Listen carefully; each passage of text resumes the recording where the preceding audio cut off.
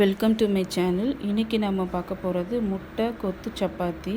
நம்ம கொத்து பரோட்டா சாப்பிட்றோங்க, அது மாதிரி இது வந்து கொத்து சப்பாத்திங்க. சப்பாத்தி வச்சு செய்யணும். ஸோ இப்படி நீங்கள் சப்பாத்தி செஞ்சு வச்சு சப்பாத்தியை இந்த மாதிரி கட் பண்ணிக்கோங்க, ஸ்லைஸாக கட் பண்ணிக்கோங்க குட்டி குட்டியாக. ஸோ உங்களுக்கு எவ்வளோ வேணுமோ அந்த அளவுக்கு ஏற்றாப்புல சப்பாத்தி எடுத்துக்கோங்க. நான் எனக்கு இதில் ஒரு 5 சப்பாத்தி எடுத்திருக்கேங்க.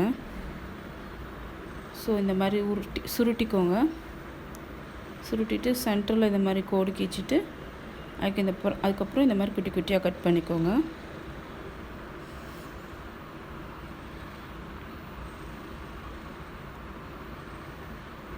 அப்புறம் ஒரு வடக்கல்லில் கொஞ்சம் எண்ணெய் யூஸ் பண்ணிக்கோங்க. கொஞ்சம் எண்ணெய் ஊற்றிட்டு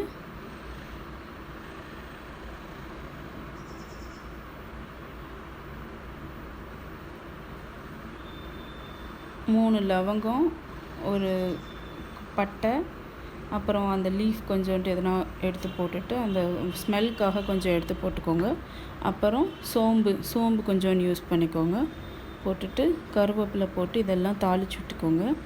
தாளித்து விட்டுட்டு நம்ம பொடி பொடியாக நறுக்கி வச்சுருக்க வெங்காயம் நான் 3 வெங்காயம் எடுத்துருக்கேங்க. நீங்கள் உங்களோட சப்பாத்தியோட அளவை பொறுத்து வெங்காயம் எடுத்துக்கோங்க. ஸோ இது 3 வெங்காயம் நல்லா வதங்கட்டுங்க. ஸோ வெங்காயம் நல்லா வதங்கிட்டுருக்கு. நம்ம எப்பயும் முட்டை பொடி மாஸ் செய்கிறோம்லங்க, அது மாதிரியே தான் வரும் இதுவும். ஸோ இது நல்லா டேஸ்ட்டாக இருக்கும், கொத்து பரோட்டா சாப்பிட்ட மாதிரியே இருக்கும். வெங்காயம் வதங்கினதுக்கப்புறம் 2 தக்காளி போட்டிருக்கேங்க. 2 பெரிய சைஸ் தக்காளி யூஸ் பண்ணியிருக்கேன். ஸோ நீங்களும் 2 பெரிய சைஸ் தக்காளி எடுத்துக்கோங்க. 3 வெங்காயத்துக்கு 2 பெரிய சைஸ் தக்காளி. ஸோ வெங்காயமும் வதங்கிடுச்சு. அதுக்கப்புறம் நம்ம டேஸ்ட்டுக்கு ஏற்ப சால்ட் ஆட் பண்ணிக்கோங்க. சால்ட்டுக்கு அப்புறம் கொஞ்சம் சில்லி பவுடர் ஆட் பண்ணிக்கோங்க. ஆல்ரெடி நம்ம பச்சை மிளகாயும் அதில் சேர்த்து ஆட் பண்ணியிருக்கனால சில்லி பவுடர் கொஞ்சம் பார்த்து ஆட் பண்ணிக்கோங்க காரத்துக்கு ஏற்றாப்புல. நம்ம தக்காளியை போட்டு வதக்குறப்போவே பச்சை மிளகாயும் போட்டு வதக்கியாச்சு. ஸோ அதுக்கப்புறம் கொஞ்சம் பெப்பர் பவுடருங்க. நான் 1 டேபிள் ஸ்பூன் போட்டிருக்கேன். ஸோ இதெல்லாம் நல்லா வதங்கட்டும். வதங்கி அந்த எண்ணெய் வந்து வெளியே வரணும். அந்த எண்ணெய் வந்து மேலே மிதக்க ஆரம்பிச்சிச்சு அப்படின்னா வெந்துடுச்சுன்ட்டு அர்த்தம். ஸோ இது மாதிரி நல்லா வதங்கி இந்த எண்ணெய் வெளியே தெரியுதாங்க, அந்த மாதிரி எண்ணெய் நல்லா வெளியே வரணும். ஸோ இந்த மாதிரி சென்டரில் கொஞ்சம் ப்ளேஸ் மாதிரி விட்டுட்டு அதுக்கப்புறம் சென்டரில் நான் வந்து இதில் 3 முட்டை யூஸ் பண்ணியிருக்கேங்க. நீங்கள் நான் சொன்ன மாதிரி உங்களுக்கு சப்பாத்தி எத்தனை கொத்து சப்பாத்தி செய்ய போகிறீங்களோ அதுக்கு அந்த அளவுக்கு ஏற்றாப்புல நீங்கள் முட்டை யூஸ் பண்ணிக்கோங்க. நான் 3 வெங்காயம், 2 பெரிய தக்காளி, 3 முட்டை யூஸ் பண்ணியிருக்கேன். 5 சப்பாத்தி யூஸ் பண்ணியிருக்கேங்க.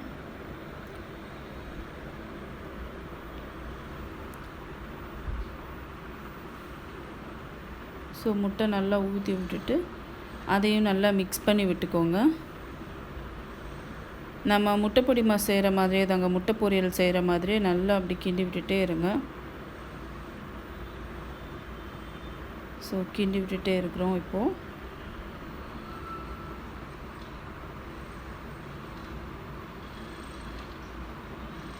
இது நல்லா இப்படி ஹாஃபாக கிண்டி முடித்த டைமில் கொஞ்சம் வதங்கி இருக்குல்லங்க. இப்போ இந்த வதங்கின டைமில் நம்ம நறுக்கி வச்சுருக்க அந்த சப்பாத்தியை எடுத்து இதுக்குள்ளே சேர்த்து ஆட் பண்ணிக்கலாங்க. ஸோ இந்த மாதிரி அதை அப்படியே உதிரியாக தூவி விட்டுக்கோங்க. தூவி விட்டுட்டு அதை இது கூட ஆட் பண்ணிக்கிட்டிங்க அப்படின்னா நல்லாயிருக்கும். ஸோ அதையும் நல்லா மிக்ஸ் பண்ணி விடணும்.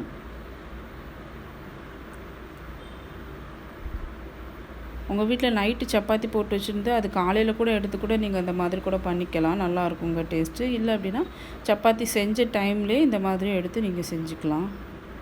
நான் வந்து சப்பாத்தி செஞ்சுட்டு காலையில் சப்பாத்தி செஞ்சேன், அதே அப்போவே வந்துட்டு இந்த முட்டையும் சேர்த்து வச்சு செஞ்சுட்டேங்க. ஸோ பசங்க நல்லா விரும்பி சாப்பிடுவாங்க. இதுக்கு நீங்கள் சைட் டிஷ் உங்களுக்கு வேணும் அப்படின்னா குருமா எதுவும் செஞ்சுக்கோங்க. இல்லை அப்படின்னா வெறும் இதாகவே சாப்பிட்டாலே நல்லா டேஸ்ட்டாக இருக்குங்க. உங்கள் வீட்லேயும் ட்ரை பண்ணுங்கள், நல்லாயிருக்கும்.